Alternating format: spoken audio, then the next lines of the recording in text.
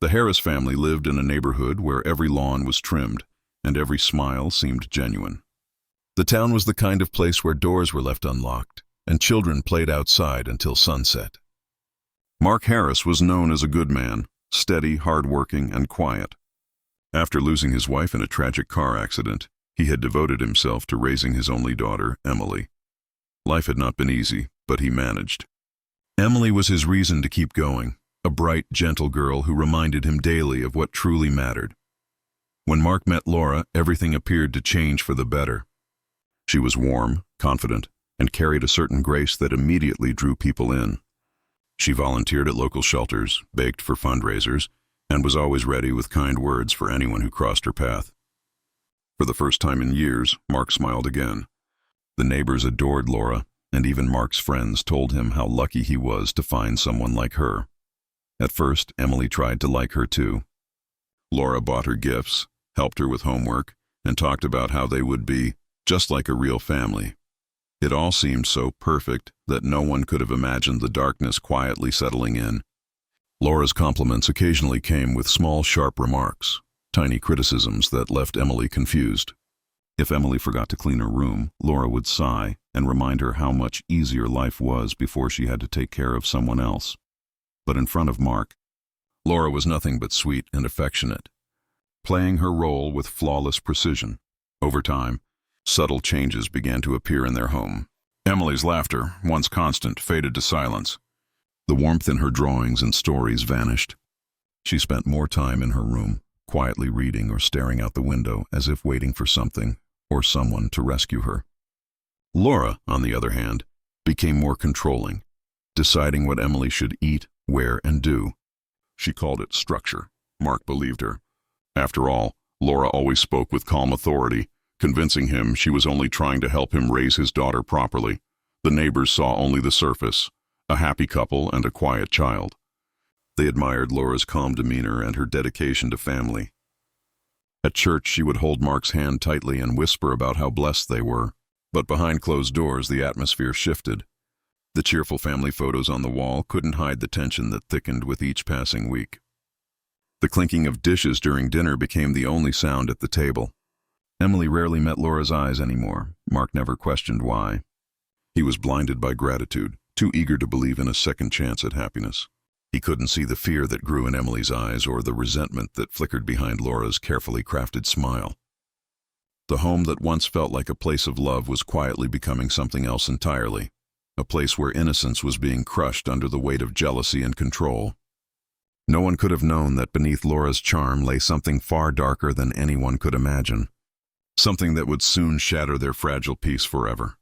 After the wedding, life inside the Harris home changed in ways that no one outside could see. Laura no longer tried to impress anyone. The warmth she once showed turned cold, and her voice carried a tone of quiet authority. Emily became the target of endless criticism. If she didn't fold her clothes perfectly, she was scolded. If she spoke out of turn, she was punished. Even the smallest mistakes seemed to enrage Laura, though she always returned to her calm, smiling mask whenever Mark was around. Mark worked long hours at the auto shop, trying to provide the life he thought his family deserved. He believed Laura when she said Emily needed more discipline, that her teenage attitude required structure. He never questioned the way Laura's voice tightened when she spoke about Emily, or how often Emily flinched when Laura's hand moved too quickly. When Mark came home in the evenings, Laura would greet him warmly, kiss his cheek, and talk about her day. Emily, usually quiet at the dinner table, forced herself to smile and nod. She knew that any hint of unhappiness would lead to more trouble after her father went to bed. The house itself began to feel heavier, as if the walls absorbed every whispered threat and every muffled sob. Laura would often tell Emily she was ungrateful, that Mark worked too hard for her to behave so poorly. Emily started believing it. Her grades dropped, her drawings darkened, and her teachers began to notice the bruises that appeared too often. When they asked, she said she was clumsy or had fallen. The teachers called home once and Laura answered, laughing softly as she explained that Emily was just going through a phase. The concern faded as quickly as it appeared. At night, Emily would lie awake listening to the sounds of the house, the creak of the stairs, the soft hum of the refrigerator, the faint footsteps outside her room. Sometimes she thought she heard Laura pacing in the hallway, whispering to herself. When morning came, Laura acted as though nothing had happened, serving breakfast and humming under her breath. Mark never saw anything unusual. To him, the home was peaceful, but the peace was only an illusion. Laura's control tightened each day. She began limiting Emily's time outside, cutting her off from friends and monitoring her every move. Even simple joys like watching TV or reading were treated as privileges that had to be earned. The once cheerful girl who loved art and stories became withdrawn, her voice barely audible. The house grew eerily quiet, as if it had forgotten how to hold laughter. Neighbors occasionally heard shouting late at night, a sharp voice cutting through the stillness. But by morning, Laura was seen watering her flowers or chatting kindly over the fence, her perfect smile never faltering. No one could have guessed that the same woman who baked cookies for charity events was slowly breaking down a child behind closed doors. The signs were there, small haunting clues hidden beneath her charm, but the world only saw the version of Laura she wanted them to see. And within that carefully built lie, Emily's silent suffering continued, unnoticed and unending. The morning Emily disappeared began like any other. The sky was pale gray and a chill lingered in the air. Mark left early for work, kissing Laura on the cheek before heading out. Emily never made it to school that day. Her bed was neatly made, her school bag resting by the door, but she was nowhere to be found. When the teacher called home to ask about her absence, there was no answer. By the time Mark returned that evening, the house felt strangely still. Laura sat at the kitchen table, hands wrapped around a cup of tea, her face calm but tired. She told him Emily had run away after an argument. According to Laura, the fight had started over homework and chores. She claimed Emily shouted that she hated living there and stormed out of the house. Mark, overwhelmed and exhausted, believed her. He had seen how rebellious Emily had become lately, or at least that's what Laura had convinced him to think. He spent the night driving through nearby streets, calling her name, hoping to see her walking home in tears. But Emily never returned. The next day, Mark went to the police. They filed a missing person report, and search teams began combing the town. Posters went up on telephone poles, showing Emily's smiling face beneath bold letters that read, "Missing." Volunteers gathered at the local park, searching nearby woods and creeks. The community came together, everyone desperate to find the girl they had watched grow up.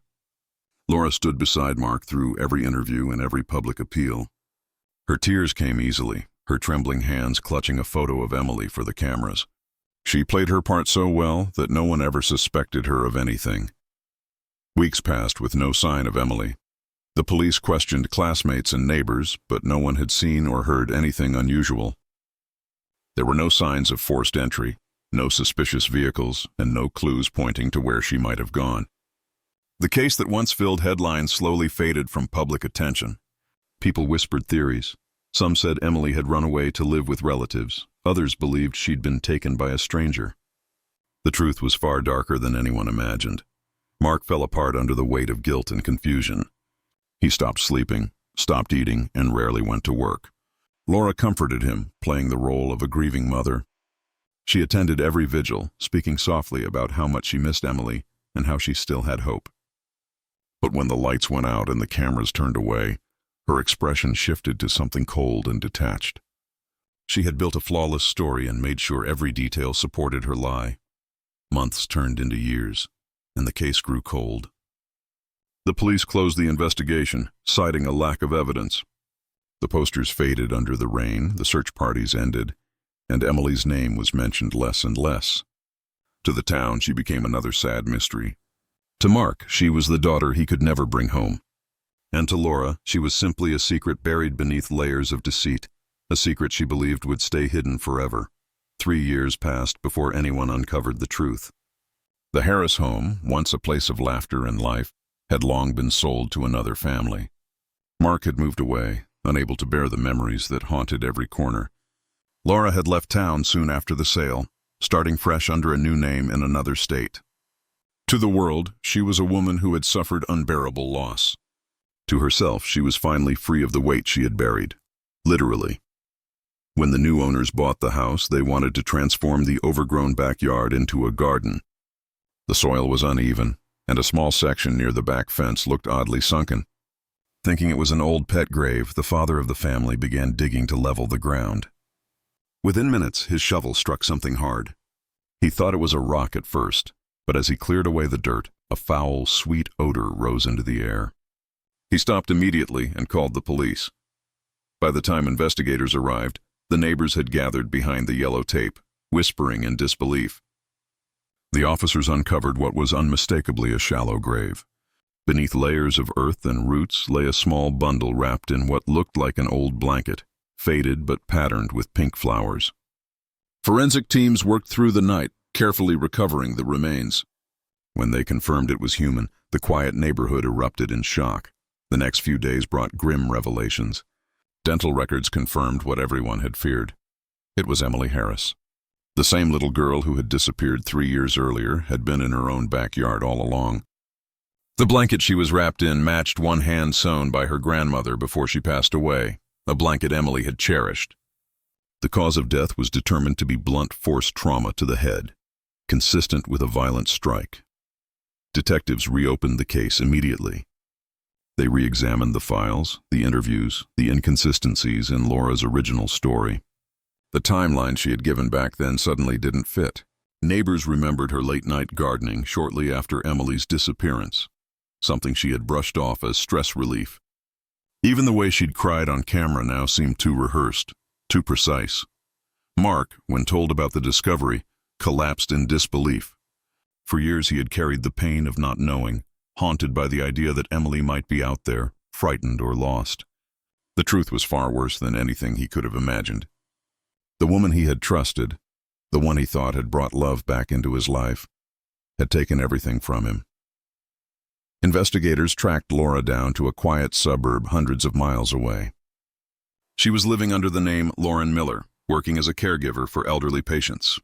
When the police arrived at her door, she greeted them politely, unaware that the past she had buried was about to destroy her carefully rebuilt life.